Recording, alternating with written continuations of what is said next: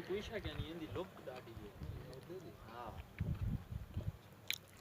look की है ओ को तकड़ी है स्पेशल इन काम कीते बड़ी की और फैमिली जा सकती है सारा कुछ कर सकती है इसलिए वो डेजर्ट टाइप बस से बड़ी है हां ये स्पेशल एडिशन है पूरी और उठी जाती है समय के साथ बीमारी सऊदी औरतें सारे पाकिस्तानी औरतें को ही है गदा या फोटो फोटो लागे वो अपन ज्यादा ऊंची जाते रहने